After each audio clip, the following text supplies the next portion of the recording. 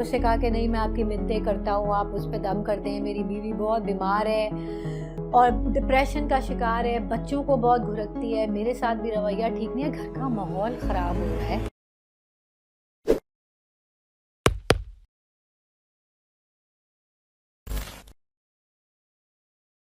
السلام علیکم، امید ہے آپ سب خیریت سے ہوں گے۔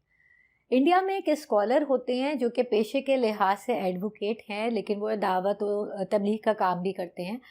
میں ان کا ایک دفعہ ایک لیکچر سن رہی تھی، اس میں انہوں نے کہا کہ میں نے ایک دفعہ لیکچر دیا تو اس کے بعد میرے معتقدین میں سے ایک شخص میرے پاس آیا اور اس نے مجھے کہا کہ فیض صاحب آپ میری بیوی پہ کچھ دم وغیرہ کر دیں، میری بیوی بہت بیمار ہے۔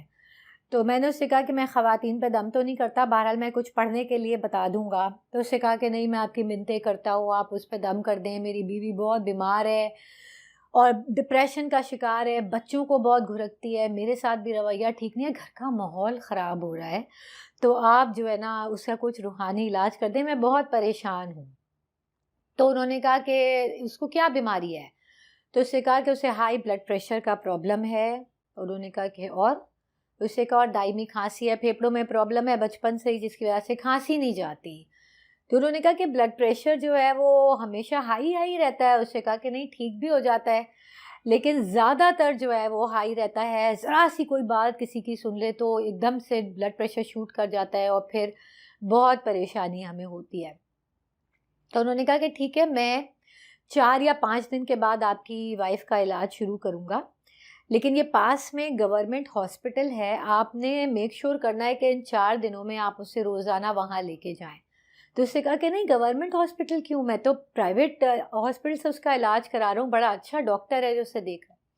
انہوں نے کہا نہیں علاج کے لیے نہیں، آپ جہاں سے علاج کرا رہے ہیں وہاں سے کرائیں، بس آپ اس کو اس ہاسپٹل لے کے جائیں اور میک شور کہ وہ ان 4 دنوں میں پورا جنرل وارڈ کور کر لے، ہر مریض سے ملے، اس سے پوچھے اسے کیا پرابلم ہے، بس ان سے بات کرے، ان سے بات کرنے سے اس پہ فرق پڑے گا۔ تو اس سے کہا کہ لیکن فیض صاحب وہ جائے گی نہیں کیونکہ وہ تو ہر وقت بستر سے چمٹی رہتی ہے۔ تو انہوں نے کہا کہ یہ تو میرے علاج کا حصہ ہے، لیکن تو آپ کو اس سے جانا پڑے گا۔ اس سے کہا میں کوشش کروں گا۔ پھر 4-5 دن کے بعد جب ملنے کا ٹائم آیا تو وہ شخص اپنی وائف کو لے کے آیا، تو فیض صاحب نے اس سے پوچھا کہ ہاں بھائی کیسی طبیعت ہے آپ کی؟ تو وہ کہنے لگیں کہ بہتر ہے۔ تو اسے کہا کہ آپ ہاسپٹل گئی تھی کیا ہوا؟ تو رونے لگیں۔ کہا آپ کیوں رو رہی ہیں؟ اس نے کہا کہ میں تو جب ہاسپٹل گئی تو وہاں تو لوگوں کے بہت برے حالات ہیں، ایک صاحب سے میری ملاقات ہوئی، ان کی آنکھیں نہیں تھیں، نابینا تھے، میں نے ان سے پوچھا کہ آپ کو کب سے نظر نہیں آتا؟ تو انہوں نے کہا تو میں 2-3 مہینے پہلے تک تو مجھے نظر آتا تھا، آنکھوں میں ذرا سی سوزش ہوئی، میں نے حرق گلاب ڈال دیا اور وہ حرق گلاب جعلی تھا جس کی وجہ سے میری آنکھیں چلی گئیں۔ پھر ایک بچے سے میں ملی جو کہ جوان بچہ تھا لیکن وہ اپنے پیروں پہ چل نہیں سکتا تھا، بوڑھے ماں باپ اسے کندھوں پہ لے کے آتے تھے، جن کا سہارا اس نے بننا تھا وہ اس کا سہارا بنے ہوئے تھے۔ اسی طرح پھر میری ایک جوڑے سے ملاقات ہوئی جو 16 سال کے بعد شادی کے اللہ نے انہیں بچہ دیا، اور وہ بچہ اتنا بیمار تھا اسے فٹس پڑتے تھے، ہر دوسرے روز ماں باپ جو ہیں وہ اسپتال میں بیٹھے ہوتے تھے۔ تو میں نے اس کی ماں سے کہا کہ اللہ نے تمہیں اولاد دی بھی تو کیسی دی کہ جو ہے بیمار ہے تمہارے چکر ہی لگوا رہی ہے؟ تو اس کی ماں نے کہا کہ نہیں آپ ایسی بات مت کریں، میں بہت خوش ہوں کہ اللہ نے مجھے اولاد دی، ذرا سی بیماری ہے، تکلیف ہے، تھوڑی سی پریشانی ہے، ہم یہاں آتے ہیں اور یہ انشاءاللہ ٹھیک ہو جائے گا، ایسا مجھے ڈاکٹرز نے بتایا ہے۔ میرا اللہ پہ پورا ایمان ہے کہ وہ میرے بچے کو ٹھیک کر دے گا، تھوڑی سی مشقت ہے وہ میں اٹھا رہی ہوں اور ہم تیار ہیں خوشی خوشی۔ تو اس سے کہا کہ جب اس نے مجھ سے یہ کہا تو میں نے یہ سوچا کہ گھر میں میرے 4 بچے ہیں جو کہ مکمل صحت میں ہیں، لیکن میں تو انہیں دیکھ ہی نہیں رہی، میں تو کوئی توجہ ہی نہیں دے رہی، میں تو اپنے غم میں پڑی ہوں، میرا میاں میرے بچے میرے آگے پیچھے پھرتے ہیں، میرا اچھا علاج ہو رہا ہے، میری طبیعت ٹھیک بھی ہو جاتی ہے، سب کچھ ہے میرے پاس، لیکن میں اپنے غم سے نکل نہیں رہی۔ تو مجھے بہت افسوس ہوا، میں 4 دن سے بہت پشیمان ہوں کہ میں نے اللہ کی بڑی ناشکری کی ہے۔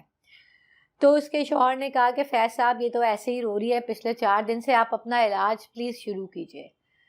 تو فیض صاحب نے کہا کہ اسے کسی دم کی ضرورت نہیں تھی، اسے جس دم کی ضرورت تھی وہ ہاسپٹل میں اس پر ہو گیا ہے، اور وہ دم اور وہ علاج یہ تھا کہ آپ اپنے پرابلم سے باہر نکل کر دنیا میں لوگوں کے پرابلمس دیکھیں تو آپ کو پتہ چلے گا کہ لوگوں کو کس کس قسم کی مشکلات ہیں اور وہ اس کے باوجود ان کو کیسے ہینڈل کرتے ہیں. تب آپ کو اپنا غم چھوٹا لگے گا. اور ہاں، جبھی بھی آپ اس قسم کا کوئی تجربہ کریں گے آپ کی ریالٹی چینج نہیں ہوگی. Your reality will not change, your strength to bear that reality will change, and that's a huge change. کیونکہ جب آپ کو یہ پتہ لگے گا نا کہ میرا پرابلم اتنا بڑا نہیں ہے جتنا ارد گرد کے لوگوں کا ہے، تو آپ کو ایک ہمت آئے گی، آپ کا عقیدہ مضبوط ہوگا، اور پھر آپ اس مشکل سے کا سامنا کرنے کے لیے بہتر طور پہ تیار ہوں گے، اور اس سے نتیجہ بہت اچھا برآمد ہوگا. تو جب میں نے فیض صاحب کے منہ سے یہ واقعہ سنا تو مجھے آرتھر ایش یاد آ گیا. ٹینس کا پلیئر تھا. He was the first black man to win US Open, Australian Open and Wimbledon. 6 سال کی عمر سے اس نے ٹینس کھیلنا شروع کیا تھا. 1983 میں اس کی ایک ہارٹ سرجری ہوئی جس میں اس کو ایڈز انفیکٹڈ بلڈ چڑھ گیا، اور جس کے نتیجے میں اسے ایڈز ہو گیا. اور بہت تکلیف دہ بیماری ہوتی ہے، میں اور آپ سب جانتے ہیں کہ کتنی تکلیف میں رہتا ہے بندہ اس بیماری میں. قوت مدافعت ختم ہو جاتی ہے نا بالکل، اس کی ہر بیماری اس پہ اٹیک کرتی ہے. 10 سال زندہ رہا اس کے بعد اس تکلیف میں. تو دنیا بھر میں اس کے بڑے بڑے فین تھے، اس میں سے بہت سارے لوگوں نے اس کو لیٹرز لکھے. تو ایک فین نے اسے لیٹر لکھا اور اس کو کہا کہ مجھے سمجھ میں نہیں آتا کہ خدا نے تمہیں کیوں چنا ہے اس بیماری کے لیے. تو اس کا جواب آرتھر ایش نے کیا دیا سنیے ذرا. لیکن یہ سوچ کر سنیے گا کہ یہ جواب وہ شخص دے رہا ہے جسے بستر پہ پڑے رہنے کی عادت نہیں تھی، جو میدانوں کا کھلاڑی تھا، جو چیمپئن تھا، جو جوان تھا بہت. اس سے جواب یہ دیا، اسے کہا کہ 50 ملین بچوں نے ٹینس کھیلنا شروع کیا، 5 ملین نے ٹینس سیکھا، 5 لاکھ نے پروفیشنل ٹینس سیکھا، 50,000 اس نیٹ میں آئے، 5,000 گرینڈ سلیم میں پہنچے، 50 ومبلڈن میں پہنچے، 4 سیمی فائنلز میں پہنچے، 2 فائنلز میں پہنچے، ایک نے فائنل جیتا اور وہ ایک میں تھا، وہ آرتھر ایش تھا. تو جب میں نے اپنی ٹرافی پکڑی تب تو میں نے خدا سے یہ نہیں پوچھا کہ ان 50 ملین میں سے ایک میں ہی کیوں، ایک آرتھر ایش ہی کیوں. تو جب میں نے خدا سے اس وقت یہ نہیں پوچھا تو اب جب میں تکلیف میں ہوں تو میں خدا سے یہ سوال کیسے کر سکتا ہوں. اسے کہا کہ خوشی انسان کو خوش رکھتی ہے، صحبتیں انسان کو مضبوط بناتی ہیں، غم انسان کو انسان بناتا ہے، ناکامی انسان کو عجز سکھاتی ہے، کامیابی اسے اوپر لے کے جاتی ہے. لیکن ایک چیز ایسی ہے جو انسان کو اپنے پیروں پہ کھڑا رکھتی ہے اور اسے آگے چلاتی ہے، اور وہ ہے عقیدہ. Faith keeps you moving. بہت سارے لوگ اس کا لیٹر یہیں تک شیئر کرتے ہیں اور کہیں کہیں اس کے آگے بھی ہے، وہ بھی سن لیجیے. اس نے کہا کہ زندگی میں کبھی کبھی ہم اپنی لائف سے سیٹسفائی نہیں ہوتے، لیکن عین اسی وقت دنیا میں بہت سے لوگ ہمارے جیسی زندگی گزارنے کے خواب دیکھ رہے ہوتے ہیں.